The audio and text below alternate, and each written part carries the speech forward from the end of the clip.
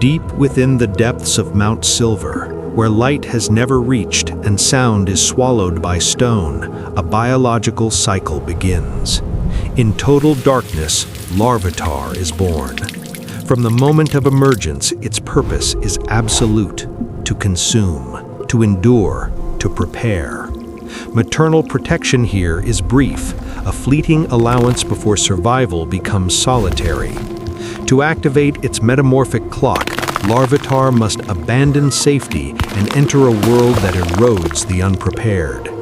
Its digestive system functions as a living blast furnace, capable of breaking down dense silicates and converting raw geology into elemental energy. At this fragile stage, defense is improvised.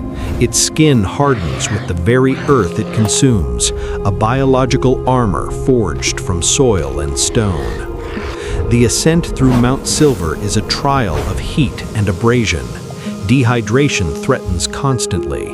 Larvitar responds by compressing internal energy, maintaining equilibrium against lethal environmental pressure. To evolve, it must consume a mountain's worth of matter, an intake so vast it reshapes every cell within its body. Here, survival is not defined by aggression, but by the endurance of biological armor against apex predators that test every weakness.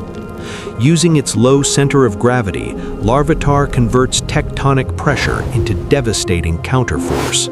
The predator retreats. The internal furnace reaches critical mass. The mobile phase ends. Larvitar seals itself within a chrysalis of solidified tectonic energy. The transformation into pupitar begins. For months, it becomes a stationary fortress, consciousness drifting between dormant vulnerability and the dream of power yet to come. The concentrated energy draws scavengers. They strike the shell, desperate to breach it before the Titan awakens. Inside, pressure builds. Every external blow tempers the forming body. Atmospheric chaos above mirrors the biological turbulence within. The pupal stage reaches its zenith. The shell fractures. From the collapse of the old self, a mountain-shaping force emerges.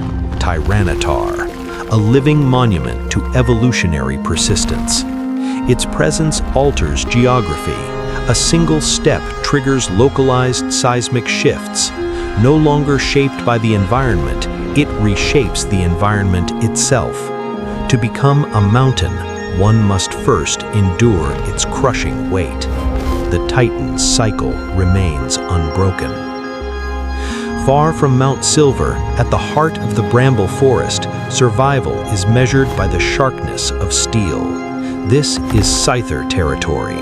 Precision cuts etched into bark serve as territorial warnings, marks of discipline and mastery.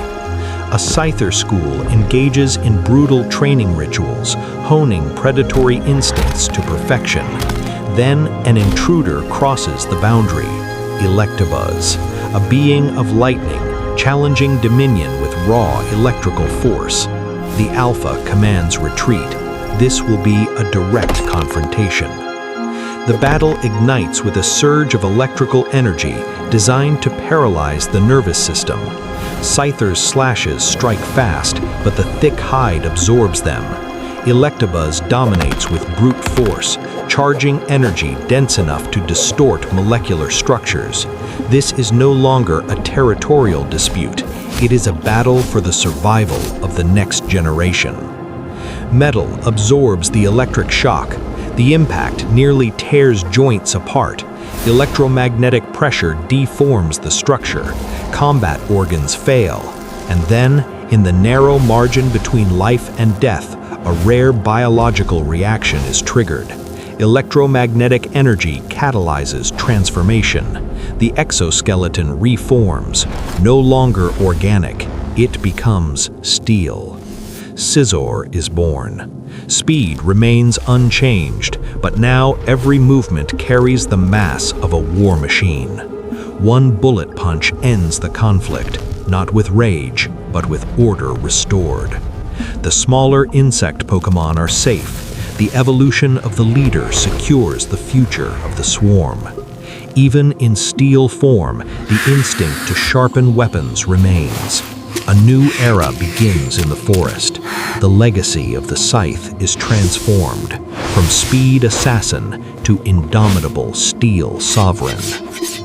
High above the planet, where atmosphere thins and energy accumulates unseen, three ancient entities awaken: ice, lightning, fire. The guardians of planetary balance begin their descent. Articuno, embodiment of eternal winter, controls atmospheric moisture through crystalline feathers. At the Seafoam Islands, frost becomes both enemy and salvation. By lowering ambient temperatures, it creates protective structures from winter itself. Mission complete, the Guardian of Ice dissolves into mountain mist. Within abandoned human ruins, another force gathers energy. Zapdos functions as a living lightning rod, absorbing ionized particles to recharge. Each feather acts as a biological capacitor, storing millions of volts in a single flash. It moves through the sky like a pulse, dominating the night with violent illumination. Deep beneath the surface, where cold rains cannot reach, heat rises. Moltres rises from the Earth's molten core. Its body radiates warmth felt miles away, a living engine of thermal conversion. Here, fire does not destroy, it prepares the world for rebirth. Its arrival signals the end of winter. At the intersection of sky, sea, and stone, the three deities converge. Energy resonance neutralizes climactic extremes. This is the dance of the elements, a system preventing planetary collapse. Balance is restored. A new cycle begins, and far below, the world continues, marked forever by the silent guardians above. Everything remains in motion. Everything endures. This is the grand cycle of life.